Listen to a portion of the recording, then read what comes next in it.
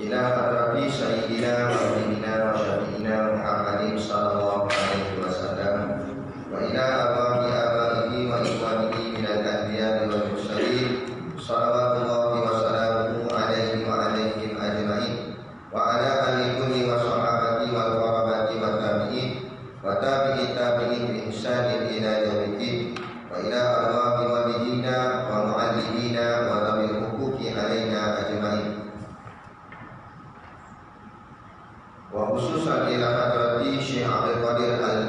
Syekh Abdul Qadir bin Abdul Muttalib Al-Indonesi Al-Majidi Bisirin Fatihah. Alhamdulillah.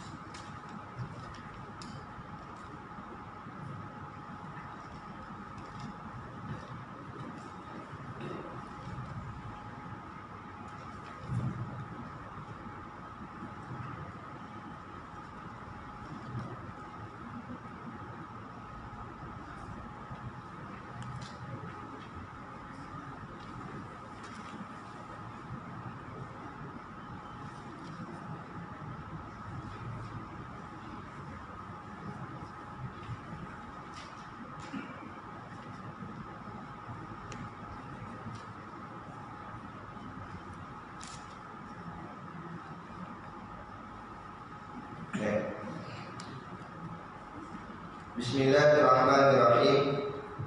Alhamdulillahilladzi ja'alana minal muslimin wa razaqana minat thayyibat. Asyhadu an la ilaha illallah wahdahu la syarika lah wa asyhadu anna sayyidana Muhammadan abduhu wa rasuluh.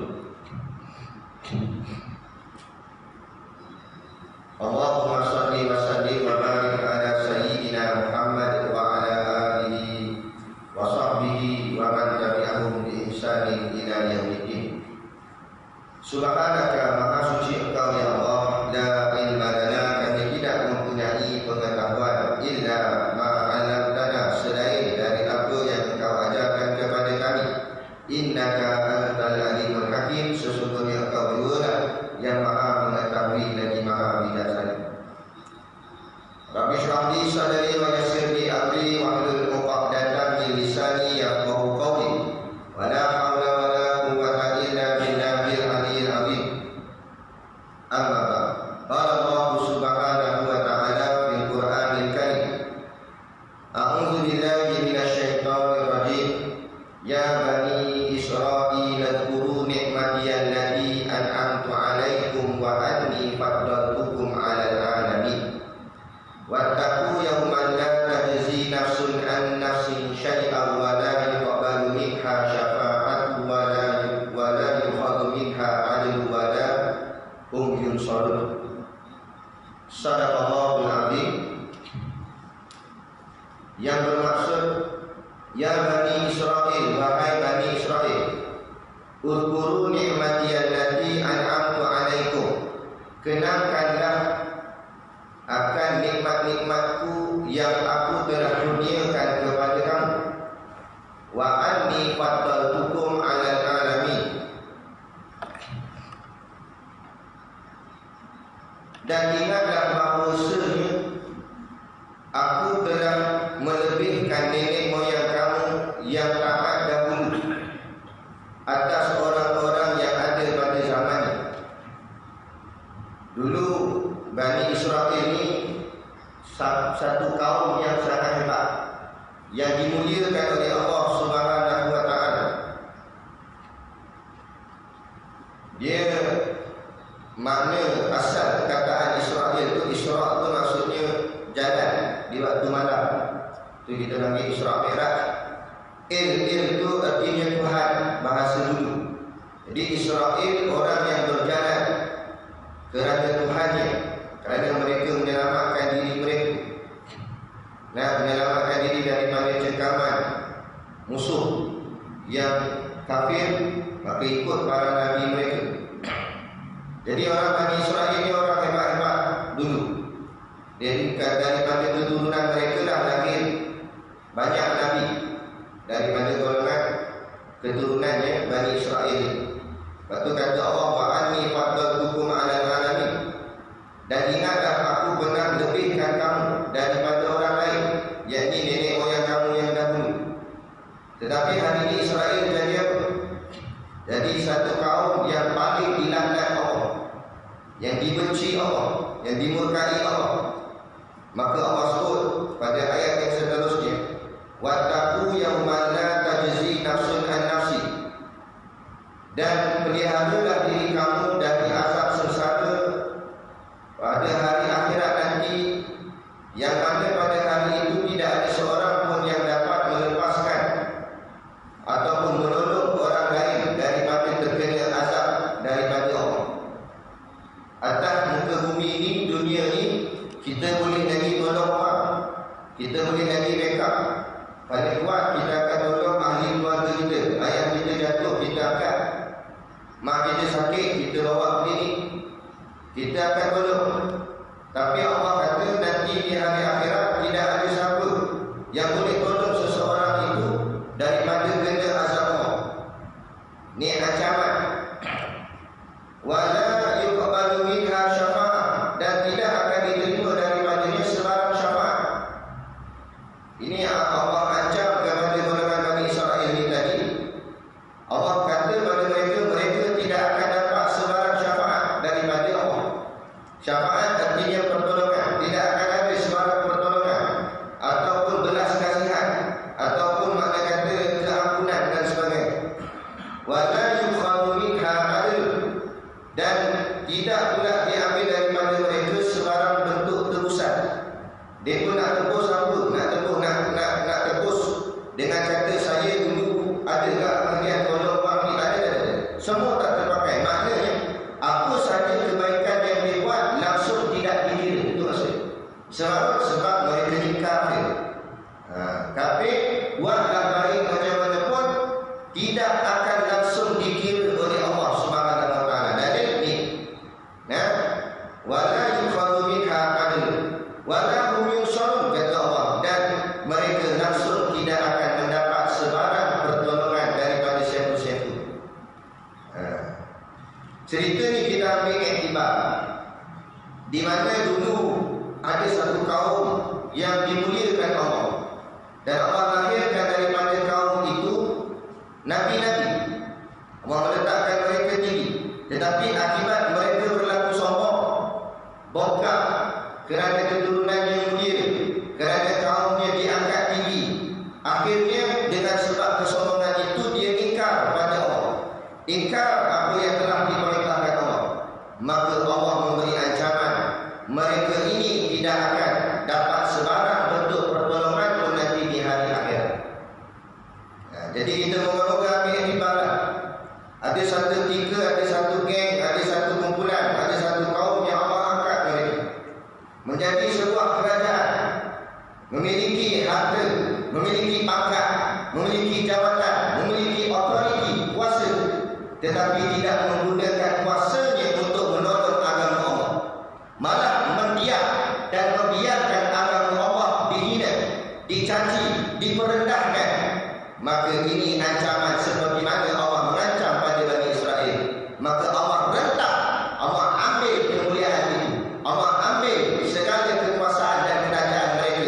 Dalam masa sehari mereka semua diberhentikan serta merta. Sebab tu orang kata dulu memberhentikan ratusan pekerja, beratus-ratus dengan alasan kita dah tak payah perlukan pakai ini, jabatan ini kita tak perlukan. Habis beratus orang yang gajinya kecil, habis tak ada kerja. Lagi beratus-ratus juga ataupun berpuluh-puluh kementerian menteri nak diberhentikan kerja serentak. Sebab tu kita jangan buat orang, nanti Allah akan talang balik. Lepas Lepas tu saya cakap terus terang, saya kuliah banyak kali lah mana tempat kita cakap direct je. Nah, yang tuan-tuan kalau ada di antara tuan-tuan yang takut dengan manusia, takut dengan menteri agama, takut dengan jawatan satu-satu menteri dan sebagainya, hari ini di manakah jawatan mereka? Orang yang kita takutkan ni, mana dia? Mana kedudukan dia? Dia manusia, kita manusia, sama-sama manusia. Apa yang kita takut? Yang kita kena takut Allah Ta'ala. Sebab Allah bukan dilantik, tetapi Allah lah yang berkuasa. Mereka boleh jadi berkuasa, tetapi kekuasaan mereka itu sementara. Nah, sekarang bila sementara tak sementara, hari ini jadi apa? Nak cakap tak kira dalam siapa-siapa pun. Supaya kita ni ambil iktibar. Saya pesan supaya kita sama-sama ambil iktibar. Bukan kita menghina mereka, tak. Kita doakan moga-moga mereka balik ke pangkal jalan. Biarlah mereka sedar apa kesilapan yang mereka buat selama ni. Nah, tetapi ambil iktibar kepada kita.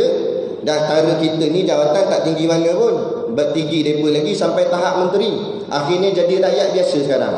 Nah, kita yang jawatan tak seberapa ni, kalau kita sombong, kita bongkak, maka tunggulah azab Allah. Allah boleh rentak segala-galanya dalam masa sesaat sahaja. Nah, sebab tu kita jangan sombong. Jangan sombong. Nah, siapa YB? Saya YB ke awak YB? Sekarang dah apa jadi? Betul. Sebab tu jangan sombong. Sebab tu saya pernah cakap dalam satu kuliah, apa-apa pun kita buat, biar kerana Allah. Kita terpilih, kita memegang amanah kerana Allah. Kita buat bagi elok. Nah, kalau kita nak tunjukkan ketegasan kita pun, jangan jangan sombong sangat. Rintihan orang kita dengar. Nak ambil bahagian, dengar. Sebab kita orang atas, orang pandang. Tapi bila kita bersikap sombong, nah, sebab tu saya cakap, orang sombong kalau jatuh, nak naik balik takkan boleh. Itu satu. Lepas tu nak bawa muka ni ke mana? Nak bawa muka ni ke mana? Lah ni dah tak ada jawatan, jadi orang biasa, jadi rakyat biasa. Nak pergi mana? Muka tu nak bawa mana? Silat-silat hari bulan, pergi kedai makan pun orang ludah. Betul. Kalau orang dah sampai tahap menyampah, orang dah sampai tahap benci, jangan buat main. Dulu mungkin orang benci, tapi orang takut sebab dia ada jawatan, tak berani nak buat. Lalu kalau orang buat, siapa nak halang? Mana ada bodyguard dah, mana ada polis iring dah. Sebab tu jangan sombong. Kita manusia di sisi Allah, kita hamba di sisi Allah. Ingatlah kita berhadapan dengan siapa, kan? Lepas tu jangan sombong. Kita sama-sama manusia. Dia tak ada siapa di antara kita yang lebih daripada yang lain, melainkan kata Rasulullah dengan takwa, dengan iman. Itu saja lebih kita di sisi Allah. Ada pun lain sama je. Lepas tu saya tak heran lah, kan? Sebab kita tahu, kita faham. Sebab tu kita mengaji agama, kita baca ayat Quran, baca hadis, supaya jangan kita taksub dengan satu-satu golongan, dengan satu-satu puak, dengan satu-satu tokoh. Mereka manusia biasa sama macam kita. Yang kita nak taksub sangat tu kenapa? Kan? Dia betul-betul lah, dia salah-salah lah. Yang salah kita tegur, yang betul tak apa, kita ikut. Dia begitu. Aku mula pun tak geram nak bantai ni. Tapi tak apalah, moga-moga lah. Sebab kita ingat pesan Tok Guru kita, Tok Guru Haji Hadi, dia kata jangan terlalu menyindir. Kita kalau ikut hati ni memang nak bantai saja, malam ni rasa tak baca kitab rasa. Tapi kita ingat pesan ulama. Moga-mogalah kita doakan mereka biarlah balik ke pangkal jalan. Sebab tu saya pesan tuan-tuan, jangan lawan ulama, tu je. Ulama memang dia orang cakap apa, dia bukan kaki gangster nak pukul balik ke apa, tak. Dia akan senyap, orang hentam dia senyap. Tapi ingat, dia memang ulama tak ada bodyguard, tapi yang menjadi bodyguard ataupun yang menjaga ulama itu Allah. Kita buat ulama, Allah buat kita balik. Tunggu je lah, kan? Tu. Lepas tu kita jaga ulama, sebab ulama ni kekasih Allah. Maka kita sambung kitab kita ni. Belum. Yang pertama-tama sekali kita merafakkan setinggi-tinggi kesyukuran kehadrat Subhanahu wa ta'ala, yang dengan limpah dan kurnianya, atas izin Allah kita berhimpun pada malam ini untuk sama-sama kita mempelajari ilmu agama Allah. Moga-moga Allah berkatkan kehidupan kita, pelajaran kita ini, supaya di mana pun kita berada, kita tetap tunduk di hadapan Allah. Kita tetap menjadi hamba-Nya walaupun apa jawatan yang kita milik sekalipun, betapa hebat kayanya kita atas dunia, kita tetap dididik sebagai hamba Allah. Moga-moga hati kita jadi begitu dengan sebab pengajian kita ini, insya-Allah. Dengan ketundukan itulah akhirnya Allah memasukkan kita semua ke dalam syurga-Nya nanti di hari akhirat kelak, insya-Allah. Amin ya rabbal alamin. Yang saya hormati pengerusi surau dan seluruh saf kepimpinannya, para imam, para bilal, tok-tok siap yang tak dapat kita nak sebutkan namanya satu persatu. Yang amat-amat disanjungi para asatizah, alim-alim ulama, tuan-tuan guru, ustaz ataupun ustazah yang hadir pada malam ini, mohonlah ditegur kepada hamba yang fakir dalam bidang ilmu ini. Sekiranya apa yang disampaikan dan dikongsikan ada salah dan silapnya, yang kita kasihi ayah-ayah, ibu-ibu, pemuda-pemudi muslimin dan muslimat yang dirahmati Allah sekalian. Baik, kita sambung. Kita dah mula masuk isi kitab, alhamdulillah. Qala al-muallifu rahimahullahu taala wa nafa'ana wa iyyakum bi ulumihi fid daraini amin ya rabbal alamin. Kata pengarang kitab yang pertama pada menyatakan segala anggota yang 7. Ada padanya 7 fasal. Fasal yang pertama pada menyatakan mata. Ketahui olehmu bahwasanya mata engkau itu menjadikan dia oleh Allah Ta'ala bagi engkau kerana beberapa faedah yang bangsa akhirat dan bangsa dunia. Maka setengah daripada segala faedahnya yang bangsa akhirat memandang kepada langit dan matahari dan bulan dan bintang dan lainnya, supaya berdalil engkau dengan dia atas ada Allah Ta'ala dan atas keesaannya dan atas kuasanya. Dan setengah daripadanya melihat akan Quran dan melihat akan jalan kepada masjid dan kepada tempat menuntut ilmu. Dan setengah daripada faedahnya yang bangsa dunia melihat perusahaan engkau. Okey, baik. Tak apa, sikit-sikit dulu. Jadi kita masuk bab yang pertama. Dia kata kitab yang pertama pada menyatakan segala anggota yang 7. Jadi nak bicara ni dalam masalah tasawuf, kitab Nawar Bagi Hati ni antara kitab tasawuf yang paling ringan. Kalau orang ngaji pondok, mula-mula dalam bidang tasawuf, mula-mula nak mengaji, selalunya Tok Guru akan buka kitab Nawar Bagi Hati, sebab dia paling ringan, paling mudah nak faham dan paling mudah kita nak ikut, nak follow, nak amal. Jadi antara perkara asas basic dalam kaedah tasawuf iaitu kita mengaji dulu 7 anggota badan. Bukan nak belajar sains ni, tapi ini berkait dengan hal agama. 7 anggota ni kenapa disebut 7? Kerana pintu neraka itu ada 7. Itu antara asbab hikmah dia. Kerana pintu neraka ni ada 7. Maka kita tak nak masuk mana-mana pintu neraka ni, 7 ni kita tak nak masuk. Jadi tak nak masuk ke 7 pintu ni, maka kena jaga ke 7 anggota. Kerana seseorang itu dia boleh masuk neraka dengan sebab anggota itu yang menyebabkan dia masuk pintu neraka itu. Contoh, mata, salah mata akan masuk neraka bahagian mata. Jadi dia ada 7. Mana 7 anggota tu? Mata, yang pertama mata, yang kedua telinga, yang ketiga mulut, yang keempat tangan, yang kelima kaki, yang keenam perut, yang ketujuh kemaluan. Jaga 7 ni. Jaga 7 ni, maka akan terjaga yang di tengah ni. Tengah ni apa dia? Hati. Kulub, qalbun, hati kita. Jaga 7 ni luaran. 7 ni zahir, perkara syariat. Adapun qalbun, hati, tak nampak dengan mata kepala. Bedah pun tak nampak. Yang kita bedah tu jantung, bukan. Tu bukan qalbun. Qalbun ni hati, bangsa rohani. Bangsa yang tersembunyi dalam bab ilmu kebatinan. Dia benda dalam, rahsia Allah, duduk dalam ruh. Maka kalau 7 anggota zahir ni terjaga elok, automatik hati tu akan jadi elok.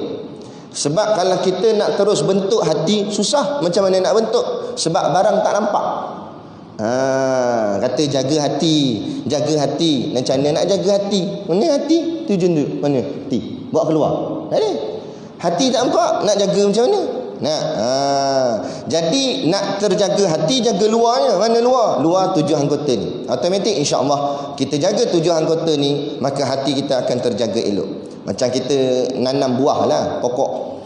Kita nak jaga isi dalam buah tu, buah durian. Contohlah buah durian. Kita nak jaga isi dia elok, macam mana nak jaga isi dia duduk dalam? Kalau kita buka, habis dah. Tak jadi buah dah lah, sebab dah buka. Maka macam mana nak jaga? Jaga luar dia, jaga pokok dia. Jaga kulit dia. Jaga luar, maka terjaga dalam. Gitulah. Baik, insya-Allah. Jadi yang pertama kata Syekh, ada padanya 7 fasal. Fasal yang pertama pada menyatakan mata. Mata ni yang pakai semua kitab Rumi. Rumi. Kalau siapa pakai kitab Jawi jangan tersalah baca. Takut dia baca pada menyatakan mati. Sebab mim alif ta, dia baca mati. Mata. Jadi fasal pada menyatakan mata. Cerita bab mata. Kata Syekh, ketahui olehmu. Bila kita jumpa kitab-kitab lama, dia sebut ketahui olehmu, itu maksudnya mu kena tahu. Maksud mu kena tahu, wajib kena ambil tahu. Tak tahu tak apa, tapi ambil tahu. Wajib kena ambil tahu. Maknanya ketahui olehmu, wajib mu kena tahu bahawasanya artinya sesungguhnya. Ini haraf taukid. Sesungguhnya atau bahawasanya mata engkau itu menjadikan dia oleh Allah. Allah yang jadikan mata kita ni bagi engkau, untuk kita, kerana beberapa faedah. Allah buat ada kita ni ada mata kerana ada beberapa faedah. Apa makna faedah? Faidatun bimakna samaratun. Faedah maknanya samarah. Samarah itu artinya buah. Buah itu artinya hasil. Maknanya Allah cipta mata kita ni bukan saja-saja cipta, tapi mata ni akan mendapat hasil. Sama ada hasilnya baik atau hasilnya tak baik, tapi hasil tetap akan dapat. Maksud hasil macam mana? Maknanya hukum sama ada boleh pahala atau boleh dosa.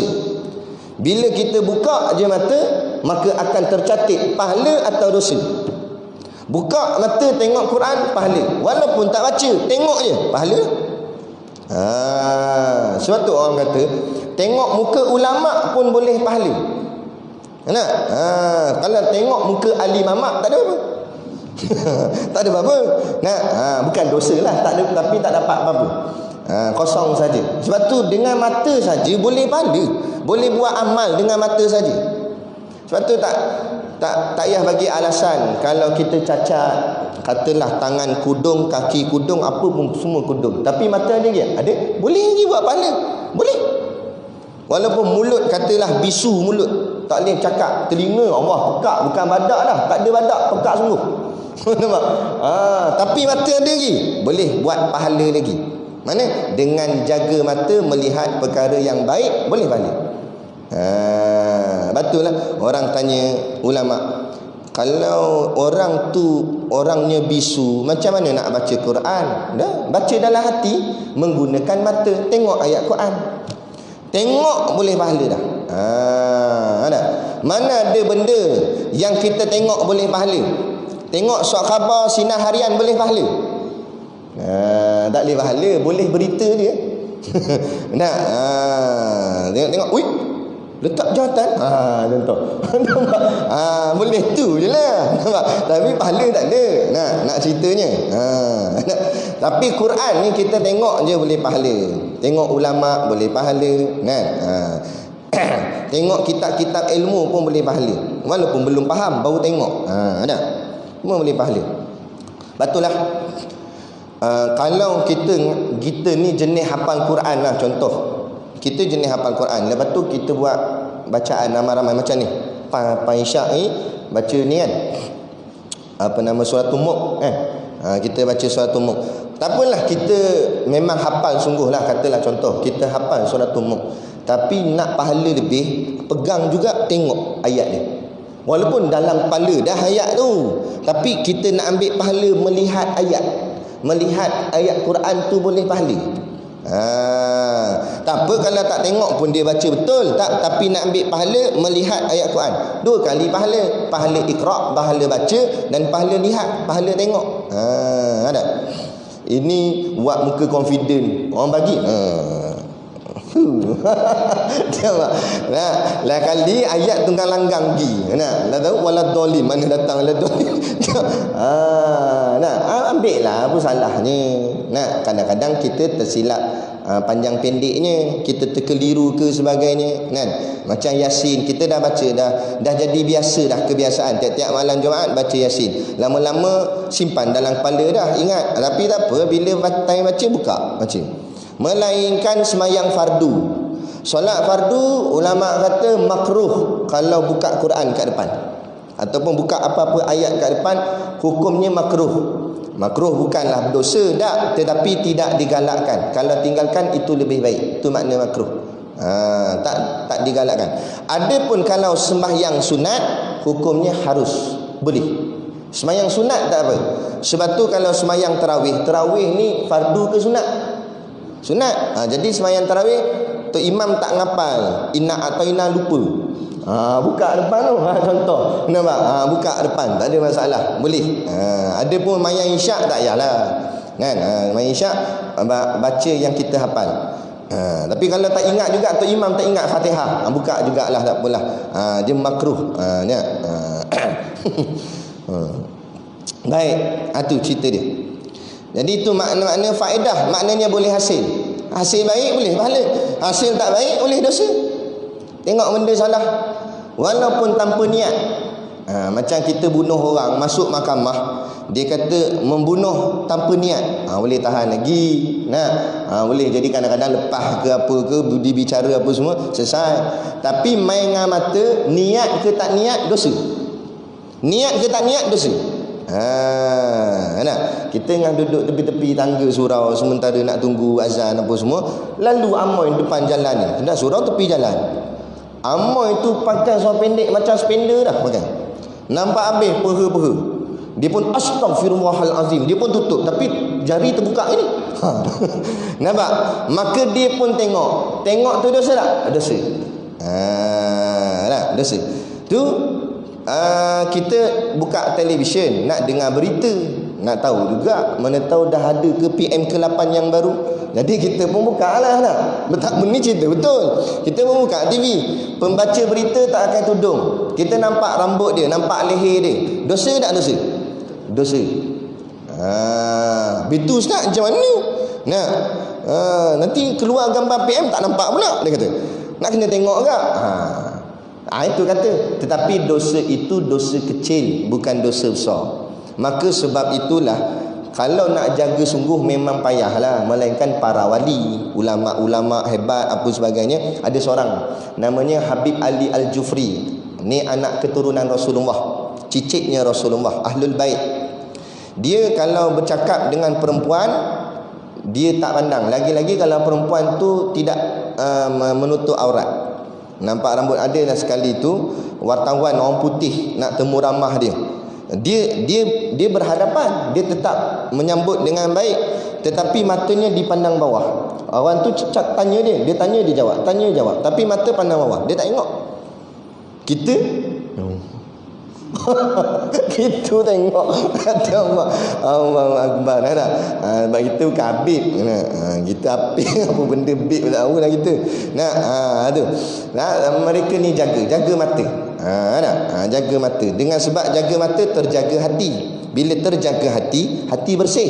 Bila hati bersih, mudah nak masuk benda baik. Orang nasihat senang lekat, baca ayat Quran senang masuk, jadi hafal. Kadang-kadang sebab tu budak-budak kecil dia senang hafal Quran banding kita yang budak-budak besar ni. Kita budak-budak besar, dia budak-budak kecil. Budak-budak kecil senang hafal Quran, kita payah. Inna atoy. Payah. Nak masuk tu payah. Kenapa jadi payah? Sebab hati kotor. Kenapa hati kotor? Sebab mata ni dah macam-macam tengok dah. Tapi budak dia baru lahir, boleh jadi kadang-kadang belum terdedah dengan macam-macam benda tak elok lagi. Kalau kat rumah pun dia nampak siapa, mak ayah dia je. Nah, jadi belum terdedah lagi benda-benda tak elok, maka mata dia bersih. Bila mata bersih, hati lagi bersih. Bila hati bersih, sekejap dia masuk. Saya ada sekali tu di masjid di pondok, saya tengah ngulang ayat. Tengah ngulang, datang anak tok guru. Anak tok guru tu masa tu umur dia baru 7 tahun. Dia tak hafal Quran lagi masa tu. Dia belum hafal Quran, dia baru belajar Iqra alif bata. Nah, tapi sebabkan dia biasa dah dengar tok imam baca ayat tu, ayat sajadah lah, surah sajadah. Sebab pagi subuh baca tu, jadi dia biasa dengar. Sekali tu saya tengah ngulang sorang-sorang, tiba-tiba saya terskip satu ayat. Bila dia tengah main, dia main kereta dekat kapet masjid tu, tengah main. Budak-budak kecil. Tiba-tiba saya terskip satu ayat. Dia berhenti main. Salah lah bang, dia kata. Ada ayat tinggal. Dia baca ayat tu. Tapi baca pelat-pelat dia lah. Tapi dia boleh bunyi. Sebab apa dia boleh bunyi? Sebab senang masuk dalam kepala dia. Hanya dengar masuk dah. Kita 14 kali dengar tak masuk-masuk. Sebab apa ni? Tapi tak apalah, kita cuba juga berusaha mencuci hati kita. Moga-moga hati kita tercuci, senang nanti masuk benda-benda yang baik, kan? Bila mata ni dijaga baik, mata ni akan dapat mengesan sesuatu yang baik. Nah, bila hati tu kotor, mata tu dia payah nak nampak yang baik. Sebab tu dia tak nampak mana ulama dengan mana musuh Islam. Boleh bersama dengan kafir yang hentam Islam. Sebab apa? Nah, sebab dia tak jaga mata dia. Maka hati jadi kotor. Mata tak dapat nak detect mana yang betul, mana tak betul. Sebab tu kita jaga hati kita. Bila kita jaga hati kita, kita pandang ulama pun dah jatuh hati. Belum dengar suara dia lagi, baru nampak dia berjalan depan kita, Allah tunduk dah. Allah nampak bersih muka, nampak elok, nampak baik. Nah, betul ni, tak percaya tengok orang yang lawan Islam dengan orang yang mendukung Islam, muka dia beza. Orang lawan Islam ni muka-muka tu juga, tapi muka dia jelek, hilang nur, cahaya tak ada. Bukanlah muka dia macam lampu ada cahaya tak, tapi dia jadi macam, jadi tahu tengok meluat nyampah tengok. Nah, kalau buka TV tu keluar muka dia, tutup balik cepat-cepat. Nah, dia jadi macam mana dah? Kan? Sebab Allah dah tarik cahaya. Tapi orang yang Allah letak cahaya Islam, orang tak sembang, orang kadang-kadang orang tak kenal dia lagi. Tengok jumpa Allah, dalam hati tu dah terdetik dah, ni orang baik ni, ulama apa dia ni, syekh ke apa. Macam kita jumpa tok-tok wali dan sebagainya, tengok muka tu jatuh hati dah. Tu. Lepas tu jaga mata kita. InsyaAllah Allah jaga diri kita. Jadi itu faedahnya. Kadang-kadang faedahnya bolehlah dapat baik pahala. Kadang-kadang faedahnya jadi faedah yang buruk, dapat hasil yang buruk. Yang bangsa akhirat dan bangsa dunia. Mata ni Allah buat. Kenapa dua? Kerana Allah nak ajar kita kena buat dua perkara. Akhirat pun buat, dunia pun buat. Akhirat saja tak boleh, dunia saja pun tak boleh. Akhirat saja sampai tak makan, tak minum apa semua. Puasa tak buka-buka. Lepas tu Nabi tegur sahabat. Nabi kata, aku berpuasa dan aku berbuka.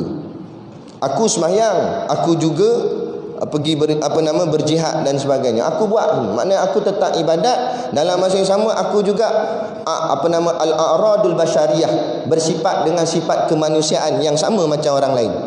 Makan, minum. Nabi buang air, tak ada sampai tak buang air langsung. Tak buang air, ada kan? Nak cerita ni, nama Nabi tidur kan? Ada. Maknanya ada faedah bangsa akhirat dan bangsa dunia. Itulah sebab apa semua anggota kita ni kebanyakannya dua-dua. Mata dua, telinga dua, hidung dua. Dua tu nak menunjukkan kita ni ada dua kehidupan. Kehidupan dunia dan kehidupan akhirat.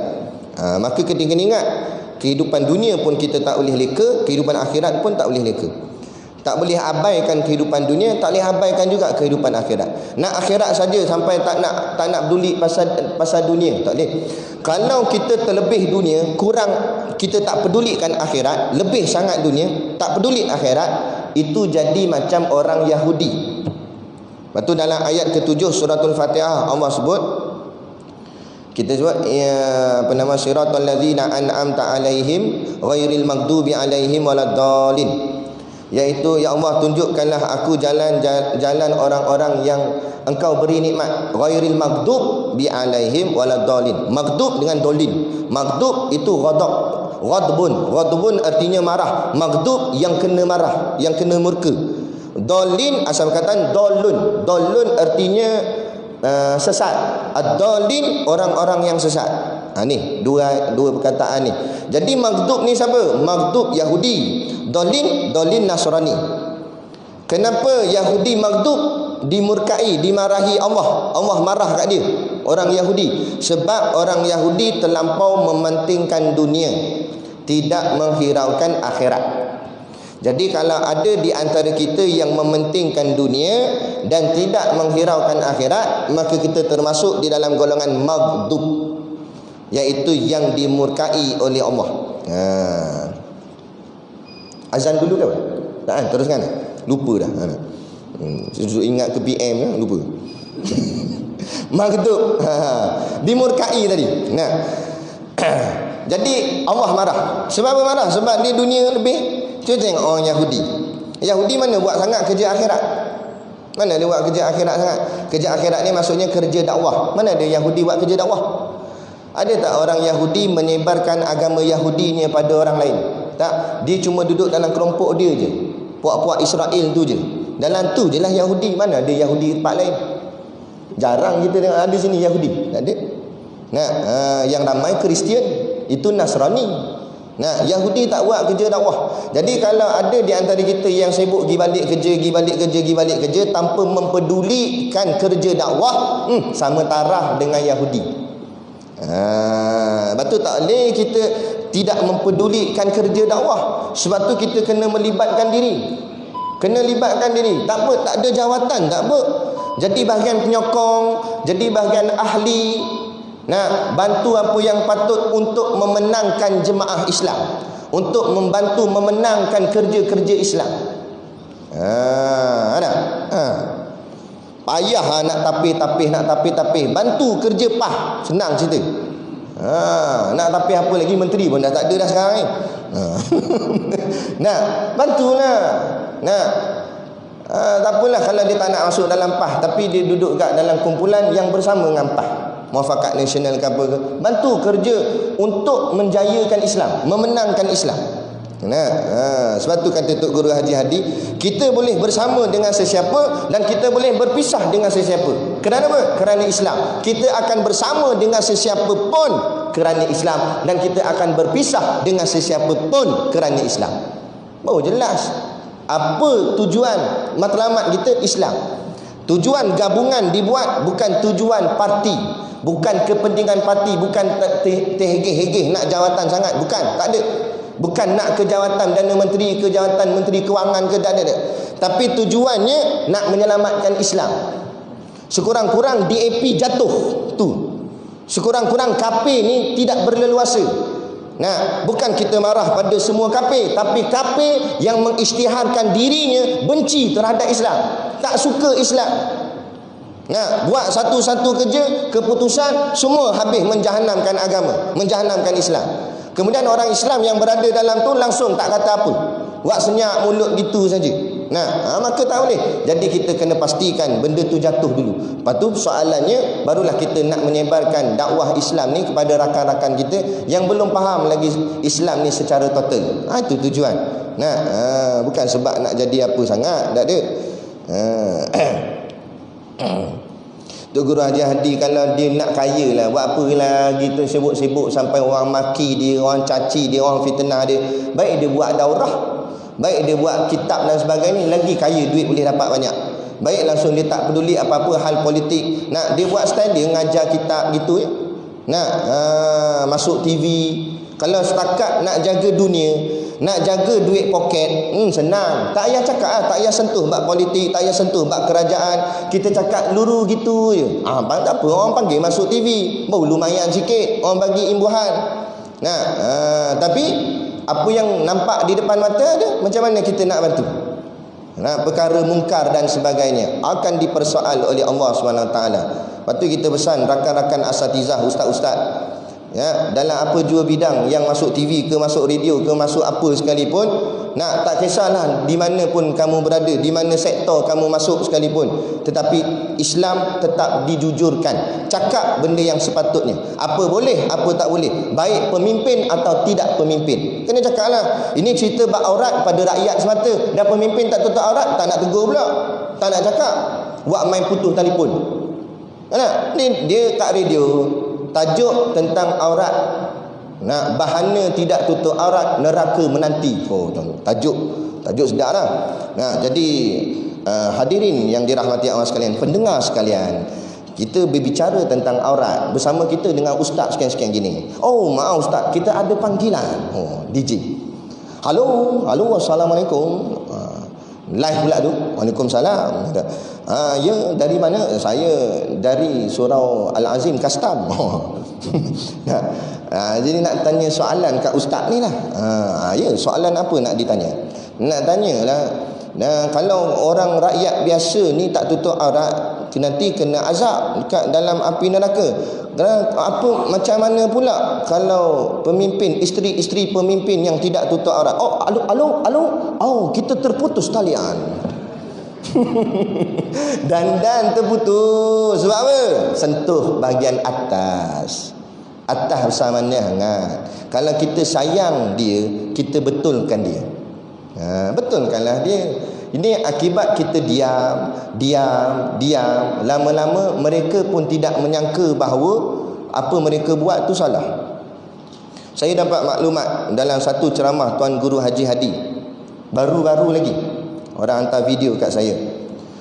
Dia kata dalam satu ceramah tu Tok Guru Haji Hadi kata, kan ada baru-baru ni, bila tak ingat bulan lepas ke apa, dia ada pertemuan dengan Tun Mahathir di rumah Tun Mahathir. Ada pertemuan. Dan antara perbualan di dalam pertemuan tu, dia kata Tun Mahathir sendiri mengaku, dia kata ke Tuan Guru Haji Hadi, Haji Hadi, dia kata Ana pula, dia tak sebut lah Ana. Haji Hadi dia kata, saya baca Quran, dia kata. Tapi dia tak baca Quran yang teks Arab. Dia baca Quran yang terjemahan. Sama ada yang bahasa Melayu atau bahasa Inggeris. Bila dia baca, dia kata betul lah. Segala masalah tidak boleh selesai melainkan kembali kepada Islam. Alhamdulillah, kalau itu yang dia nampak, kita doa moga-moga. Nampak? Moga-mogalah terbuka hidayah.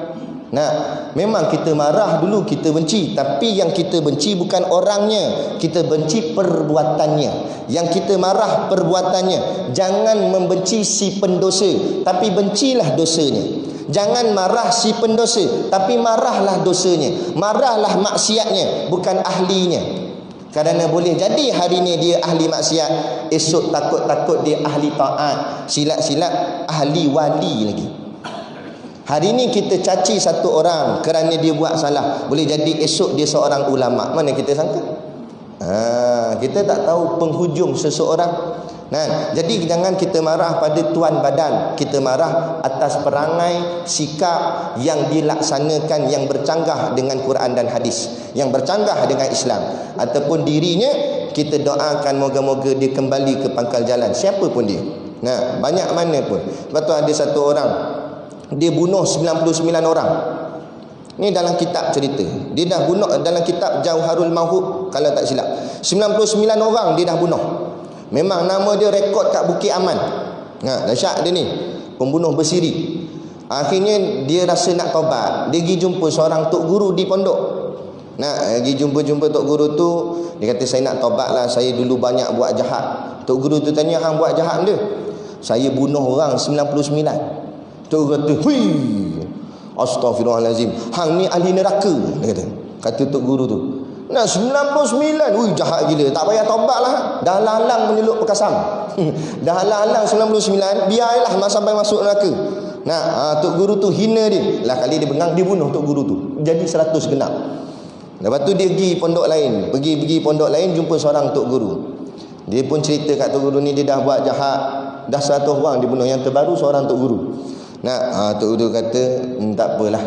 Tak payah kata 100 ribu sekalipun kalau kamu bunuh, kemudian kamu bertaubat, innallaha yuhibbut tawabin, sesungguhnya Allah sangat sayang kepada orang yang bertaubat. Yang pelik bukan dosa mu buat, yang pelik bila mu buat dosa tapi mu tidak minta maaf. Tu baru pelik ni. Nah, setakat buat dosa lumrah, semua orang buat dosa. Betul tak? Siapa sini tak pernah buat dosa sejak kecil sampai sekarang? Cuba bangun nak tengok muka. Kita nak selfie dengan dia. Tak ada. Semua dosa berlambak-lambak. Cuma Allah tutup aib kita masing-masing. Sama juga dengan saya. Nah, tuan-tuan ni boleh orang cakap nak dengar kuliah saya ni sebab Allah tutup aib saya. Kalau Allah buka aib saya, seorang pun tak nak dengar kuliah saya. Nyampah aku dengar ustaz tu.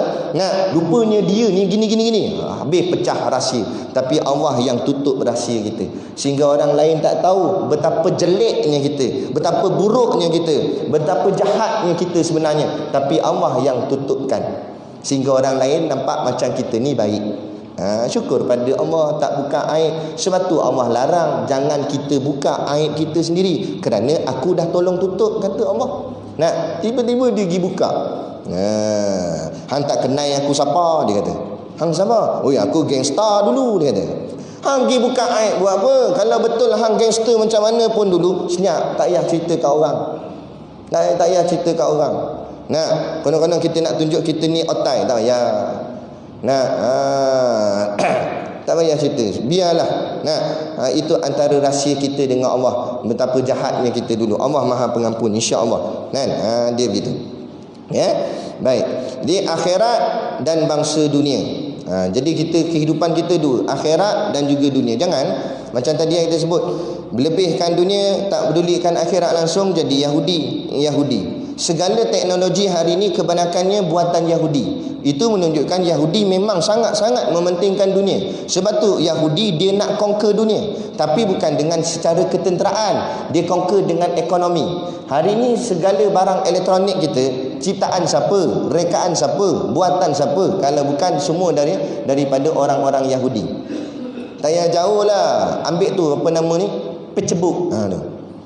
Facebook tu lah, Facebook kita tu siapa punya? Mark Zuckerberg nama dia. Pelik nama dia. Nama Yahudi memang boleh pelik. Hodah lah tu. Nah, tu orang Yahudi Mark Zuckerberg tu. Sebab tu Facebook tu warna biru dia sama dengan bendera Yahudi. Kita tengok bendera Yahudi dengan warna Facebook biru ni. Biru dia biru macam biru air tu, biru awan, biru langit, biru cair-cair tu, sama dengan bendera Israel. Nah, tu. Sebab dia orang Yahudi. Tu Starbucks tu. Siapa sangat suka pergi sangat minum Starbucks, hentikanlah. Kerana star tu masuk bintang, bak tu masuk duit. Star, bak, duit bintang. Duit bintang mana? No? Tengok bendera Yahudi kan ada lambang bintang kat situ. Maknanya duit untuk si bintang tu, duit untuk Yahudi. Nah, kita beli kat Starbucks tu, kita mengkayakan Yahudi. Sebab tu logo dia ada gambar perempuan, lepas tu macam ada benda dah logo dia tu. Perempuan tu siapa? Perempuan tu dimaksudkan itu Maryam. Nah, Mary M pada pahaman depa tu Maryam tu. Maknanya the mother of God, mak Tuhan. Pula Tuhan ada mak. Si ada nenek moyang semua ada. Benda Tuhan gitu nampak.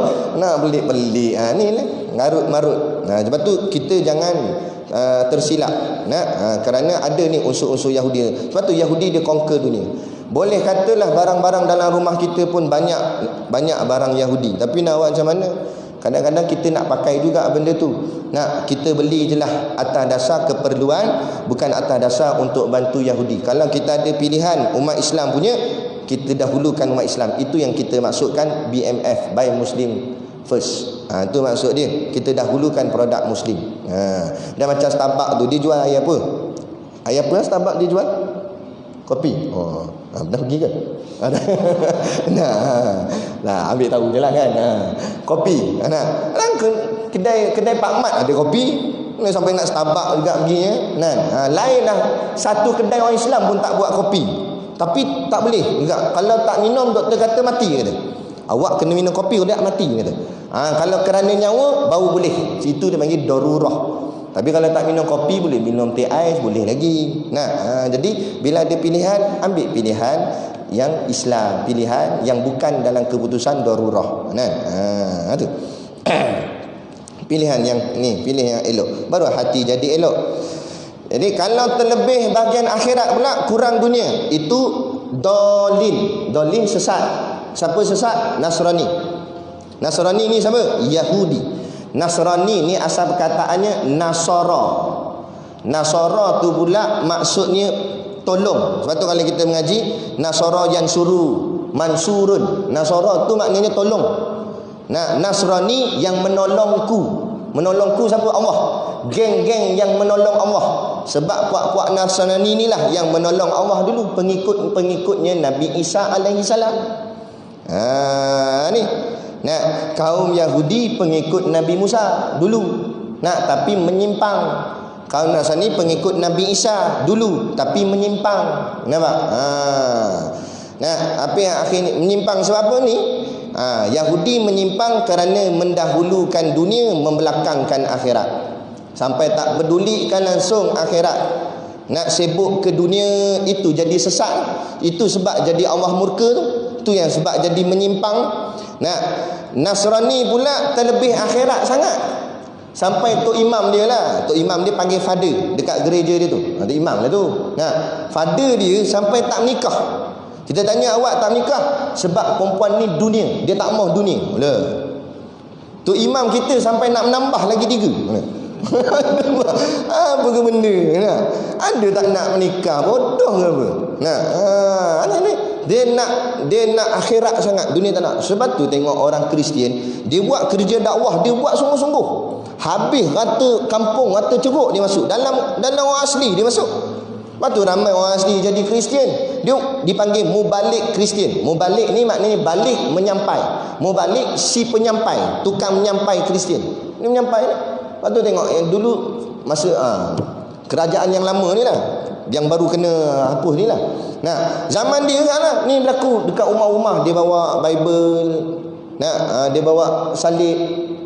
Dia kata God with you. Tuhan bersama kamu. Nampak? Dia nak tarik orang kita kepada Kristian. Halus mainan dia. Saya ada seorang ibu bapa pelajar. Anak dia lari sekolah. Keputusan kami dalam mesyuarat sekolah, siapa-siapa pelajar yang lari sekolah, keputusan sekolah buang. Kita akan buang. Sebab bila lari sekolah menunjukkan sangat budak ni memang tak minat belajar. Jadi buat apa nak jaga lagi? Jadi kita buat keputusan gitu. Akhirnya budak ni dia lari. Bila lari, sekolah keluarkan surat buang. Bila keluar surat buang, bapak ni tak puas hati. Ni kita pelik mak bapak zaman sekarang. Anak dia yang buat salah, sekolah yang dipersalahkan. Ni yang terbaru ni orang viral video. Ustazah kena merangkak jalan, merangkak pusing kelas. Mak dia suruh, mak pelajar tu suruh. Kita kalau tak suka dengan cikgu tu, bawa keluar anak kita, pergi lah sekolah kita mana kita suka. Kalau semua sekolah kita tak suka, kita buka sekolah kita sendiri. Bila dia buat ustazah macam tu, dia buat cikgu anak dia macam tu, macam mana anak dia nak ambil ilmu dekat cikgu dia? Boleh dapat berkat? Mana dia berkat? Keberkatan duduk pada guru. Sebab tu jangan buat main-main guru. Antara doa makbul, doa kalau lapas terus makbul, doa mak ayah, betul. Yang kedua doa guru. Jangan buat main. Kita mengaji. Lepas tu tok guru kita marah dengan kita.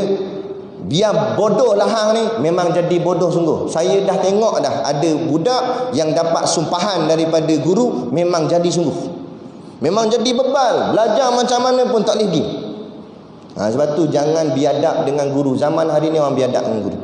Jadi balik kepada cerita ni, bapak dia datang tak puas hati sebab anak dia kena buang. Saya kata dah keputusan sekolah, kalau budak lari kita buang. Melainkan ada alasan-alasan yang munasabah sebab apa dia lari. Tapi kalaupun kata alasan munasabah, dia kata dia kena budi sebab tu dia lari, kenapa tak bagi tahu warden? Kita dah bagi tahu dah. Apa masalah? Cakap dengan warden. Jangan takut. Kami warden. Budak tu ugut ke macam mana, kami akan jaga. Ini ambil jalan mudah lari. Sebab apa? Bila lari menyusahkan orang ramai. Sekolah susah, poli susah nak pergi cari, habis semua susah. Lepas tu kita explain gitu. Lah kali dia bengang, dia kata apa? Inilah dia ustaz-ustaz. Tak boleh harap, dia kata. Dia marah. Kita dengar je apa dia nak cakap. Lebih baik Kristian lagi, dia kata. Sampai situ saya terkejut. Awak dia ni cakap macam ni. Saya ni ustaz, hidup saya susah, saya orang miskin. Nak makan pun susah. Tak apalah. Lepas tu saya tanya, nak kat rumah saya padri datang ustaz. Dia bagi saya beras, dia bagi saya duit. Padri lagi baik daripada ustaz. Jam. Saya kata, bang, minta maaf bang, kalau abang cakap macam ni, abang dah terkeluar daripada Islam. Sebab abang nampak Kristian lebih baik daripada Islam. Kalau abang nampak saya salah sekalipun, jangan salahkan Islam. Islam tak pernah salah. Islam yang paling terbaik. Siapa-siapa yang berkata ada agama lain yang lebih baik daripada Islam atau sama baik dengan Islam, jadi kafir. Jadi kafir. Dia kata, contohlah ni contoh. Dia kata, aku tengok Hindu dengan Islam ni sama ya. Dua-dua baik. Kafir terus. Lala tu juga. Walau cakap gurau-gurau. Ustaz cakap, ustaz buat contoh. Tak ada contoh macam mana nak tunjuk. Sama tak ustaz kalau dia kata cerai masa dia mengajar, tak jatuh talak bini dia sebab contoh. Jadi kita cakap gitu wak-wak lawak saja. Wak-wak lawak saja. Islam ke siapa agama apa sama ya, dia wak-wak joke, wak-wak lawak. Jadi kafir. Antara perkara yang tidak boleh dimain-mainkan. Bab akidah, bab nikah kahwin, tak boleh buat main-main. Main-main jadi sungguh. Lepas tu jaga mulut. Jangan nampak ada agama lain lebih baik daripada Islam atau sama baik dengan Islam. Kita kena pegang hanya Islam saja baik. Hanya Islam saja betul. Lain daripada Islam semua tak betul, semua korak, semua merapu, semua tak boleh pakai. Pegang begitu. Bila kita pegang begitu, baru kita nampak. Bila kita nak lantik pemimpin mana yang lebih baik? Pemimpin Islam. Lepas tu jaga-jaga pahaman liberal yang sedang meracuni masyarakat hari ni. Dia bawa kata apa? Dia kata hakim KP yang jujur lebih baik daripada hakim Islam yang korak. Sekali kita dengar betul, kita kata betul juga kan? Hakim KP yang jujur lagi bagus daripada hakim Islam yang korak. Sebenarnya salah. Ini cara liberal nak merosakkan akidah kita. Hati-hati, jaga-jaga. Sebab tu kita kena belajar ilmu akidah, baru kita faham mana boleh pakai, mana tak boleh pakai. Kalau nak buat bandingan, mesti bandingannya sama, apple to apple. Mana boleh banding buah yang lain dengan buah yang lain? Kita buat bandingan. Durian dengan pisang, mana lagi sedap? Mana boleh buat bandingan gitu? Kalau jenis geng suka durian, dia jawab durian. Betul tak? Yang jenis suka pisang, jawab pisang. Jadi takkan selesai. Nampak? Nak selesai kena sama. Durian sini ke durian Penang sedap lagi? Ke boleh? Kita nak banding nasi lemak. Sama-sama nasi lemak, tapi satu nasi lemak Mak Bedah, satu lagi nasi lemak Mak apa pula? Mak Tom, contoh. Baru boleh banding dua-dua nasi lemak. Ni kita banding nasi lemak dengan goreng pisang. Nasi lemak Mak Bedah dengan goreng pisang Mak Tom mana sedap? Dia pun jawab Mak Tom sedap. Mak Tom yang sedap, bukan goreng pisang ni, Mak Tom sedap. Orang bengong, mana boleh banding gitu. Kena banding benda sama. Habis nak sama macam mana? Jujur dengan jujur, tak jujur dengan tak jujur, korak dengan korak. Jadi macam mana? Hakim Islam yang jujur banding dengan hakim KP yang jujur, mana lebih baik? Pasti dan pasti menang hakim Islam yang jujur. Nak banding yang korak, dua-dua pun mesti korak. Hakim Islam yang korak dibanding dengan hakim KP yang korak, mana lebih baik? Menang juga hakim Islam yang korak. Baru betul. Nampak? Barulah KP sentiasa di bawah, Islam sentiasa di atas. Ini dakwah liberal supaya nak memenangkan KP, supaya nampak biar KP pun boleh duduk di atas. Ni rosak. Akhirnya kes LTTE proceeding tamat. Nampak? Lihat tu. Jujur sangatlah tu. Atas alasan dia hanya menyimpan gambar, kita tak boleh tuduh dia sebagai pengganas sebab dia simpan gambar je. Dah Aisyah tu simpan buku je, sosma masuk dalam jada. Tu saudara se-Islam kita. Padahal simpan buku je, dah. Simpan buku, bukan simpan pistol, bukan simpan senjata. Kena tahan. Dah yang ni terang-terang menyanjung pula Dah kalau simpan gambar-gambar tak sanjung itu. Sanjung, bila sanjung tak terlibat. Allahu akbar. Tapi itulah kita anak. Tapi tak apalah, dia pun dah gelabah dah tu. Kan? Ada kita biar cerdik, biar Allah ajar kita ni supaya kita jadi lebih matang dengan agama kita. Biar kita nampak mana yang betul, mana tak betul. Moga-moga kita nampak mana betul, mana tak betul. Kita perbetulkan, bagi elok balik. Baik, yang bangsa akhirat, bangsa jadi sama macam tadilah. Kalau terlebih sangat dunia jadi Yahudi, terlebih sangat akhirat jadi Kristian, jadi Nasrani. Ada Islam tengah-tengah. Itu dipanggil wasatiyah. Ini wasatiyah yang sebenar.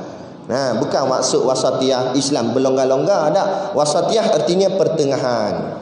Pertengahan macam mana? Tidak dunia sangat, tidak akhirat sangat. Jadi masa ngaji pondok, ada anak murid tanya tok guru, macam mana tu tak dunia sangat, tak akhirat sangat, tak apa nak faham. Kata tok guru, datang rumah aku. Datang rumah, tok guru suruh bini buat air kopi. Buat air kopi tapi jangan buh gula. Bawa air panas, bawa kopi, bawa gula. Jangan campurkan lagi. Jadi tok guru pun ambil cawan, tok guru tuang kopi saja setengah cawan kopi. Kopi setengah cawan. Lepas tu tuang air panas. Kacau. Tok guru kata, "Nah, try minum." Dia kata, "Minum macam mana kopi sampai setengah?" Aku kata, "Minum lah," kata tok guru. Baiklah, minum. Pahit kau dah pahit tak pahit kena kopi sampai setengah. Tak boleh berak ni lagi kan. Lepas tu tok kata, tu letak cawan ni. Ambil cawan baru, kan. Tok guru tuang kopi tuang gula setengah pula. Tadi kopi setengah, ni gula pula setengah cawan. Gula setengah cawan, tuang air panas, kacau, suruh minum. Kata tok guru, nak bagi aku mati ke apa? Dah tadi dah kopi pekat, ini air gula pula lagi minum. Tak apa, try minum. Tak boleh lagi juga sebab terlampau manis sangat pula. Dia tak boleh lagi, potong kaki tu. Letak tepi cawan ketiga tok guru ambil, tok guru bubuh kopi sikit, gula sikit, tuang air, tok guru pun bagi minum. Macam mana minum? Wah, ni bau sedap. Itulah dia kehidupan. Kalau mu dunia banyak sangat, dia akan jadi sedap sangat pula, macam manis tadi lah. Kalau kita pulun dengan dunia ni, memang sedap tengok orang kaya raya, sedap nyonda apa, baring tidur atas duit tu ke. Gitu. Memang sedap. Tapi potong kaki manis sangat. Terlampau mewah sangat, lazat sangat dengan keduniaan, hati jadi kotor.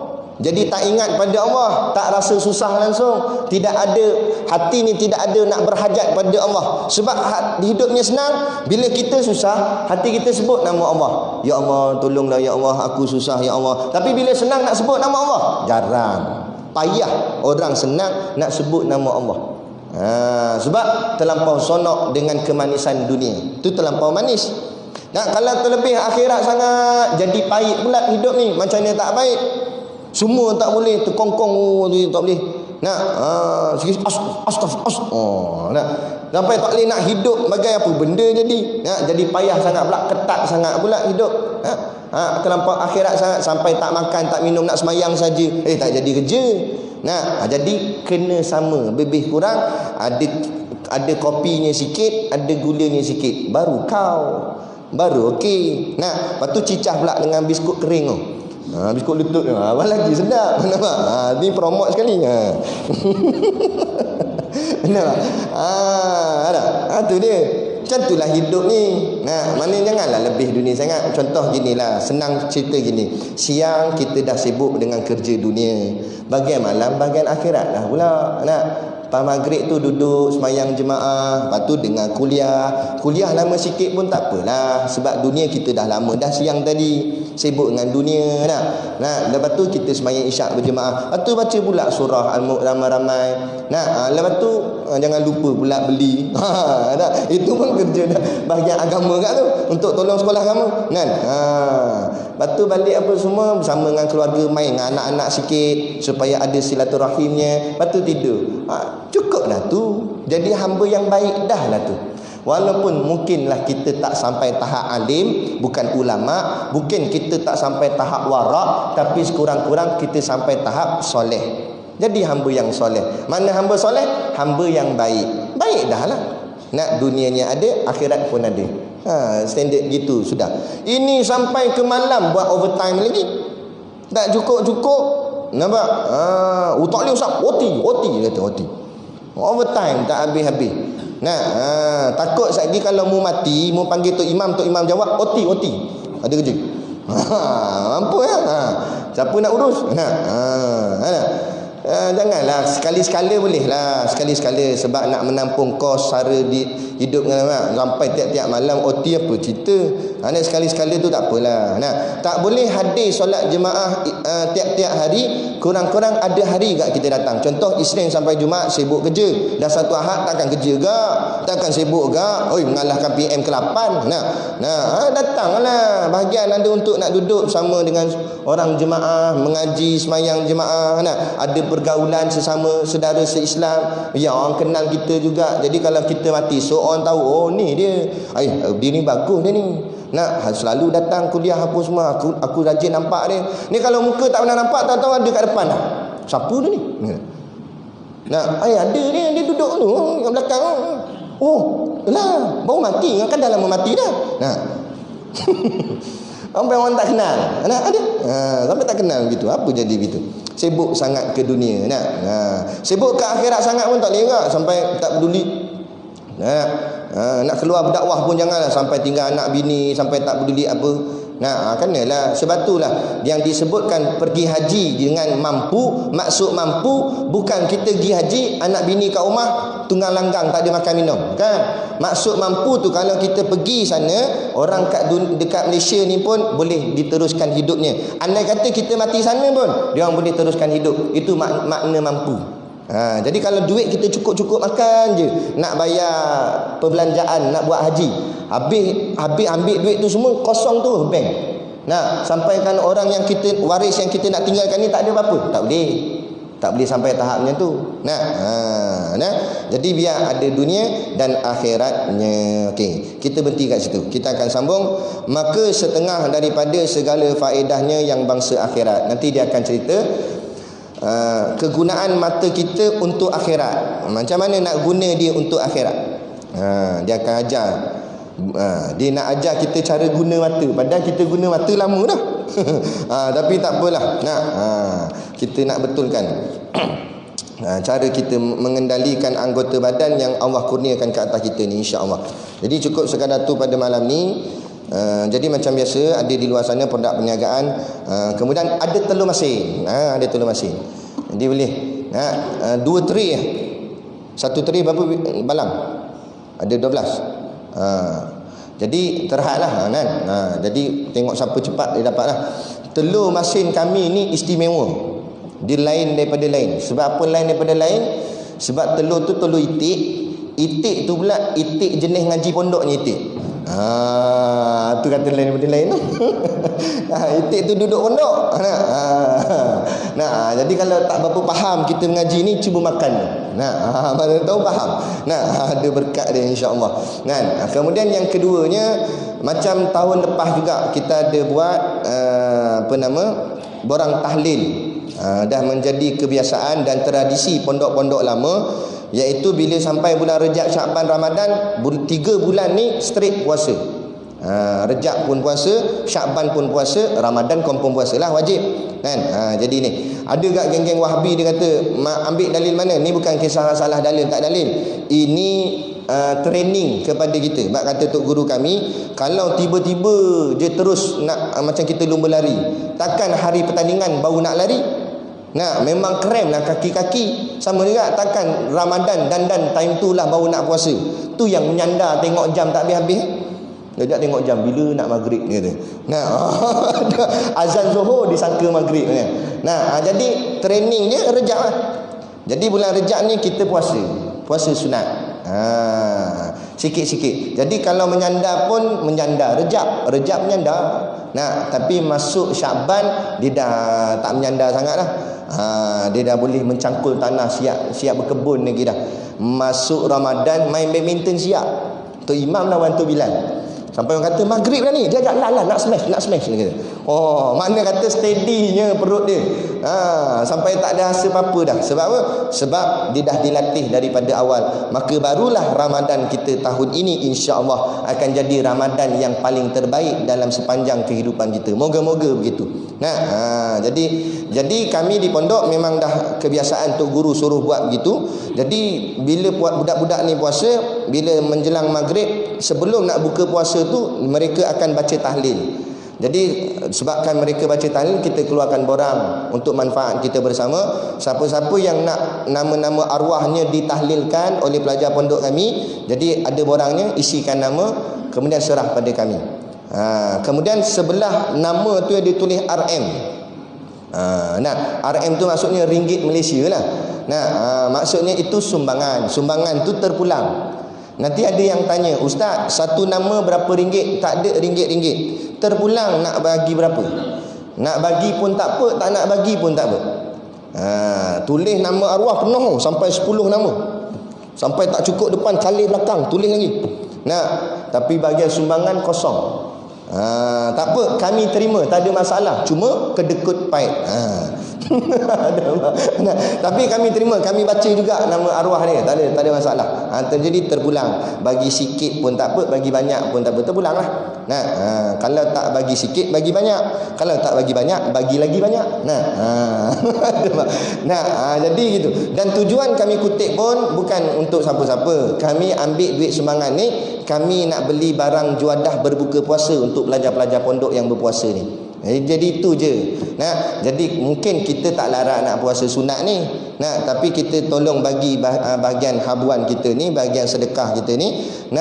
Kita guna duit sedekah tuan-tuan untuk beli barang makan untuk mereka buka puasa. Allah besar pahala. Kita dapat pahala macam berpuasa juga kerana belanja orang puasa makan. Kena pula yang orang yang puasa tu pula geng-geng ngaji, yang hafal Quran, hafal hadis, hafal matan kitab, dia belajar agama. Moga-moga esok besar dia jadi ulama. Kita tolong dia, maka kita dapat sahamnya juga nanti di hari akhirat. Amal jariah kita akan terus berjalan selagi mana badan budak ni ada sampai membesar, sampai memperjuang dan menegakkan Islam.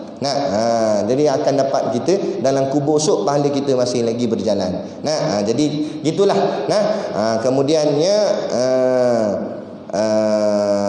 itu sajalah. Jadi sekadar itu dulu pada malam ni, dan insya-Allah kita akan bertemu pada kuliah yang akan datang dengan izin Allah. Jadi sekadar tu, wabillahi taufiq wal hidayah. Wassalamualaikum warahmatullahi wabarakatuh. A'udzubillahi minasyaitonirrajim. Bismillahirrahmanirrahim. Alhamdulillahirabbil alamin, wassalatu wassalamu ala asyrafil anbiya'i wal mursalin sayyidina Muhammad wa ala alihi wa sahbihi ajmain. Allahumma taqabbal minna salatana wa du'aana innaka antas samiul alim wa tub alaina innaka antat tawwabur rahim. Allahumma ja'al dinana dinan nabi Muhammadin sallallahu alaihi wasallam, wa islamana islamal muslimin, wa imanana imanal mu'minin, wa salatana salatal khashi'in, wa a'malana a'malal salihin, wa niyatana niyatal mukhlisin, wa dhunubana ya Allah dhunubal mustaghfirin, wa hayatana hayatal ulama, wa mautana bimautis syuhada, wa adkhilal jannata ma'al anbiya'i alaihimus salatu wassalam. Rabbana atina fid dunya hasanah wa fil akhirati hasanah wa qina azaban nar. Wa sallallahu ala khairi khalqihi sayyidina Muhammad wa ala alihi wa sahbihi wa sallam. Subhana rabbika rabbil izzati amma yasifun, wa salamun alal mursalin walhamdulillahi rabbil alamin. Amin ya rabbal alamin. Taqabbalallahu minna wa minkum. Takbir.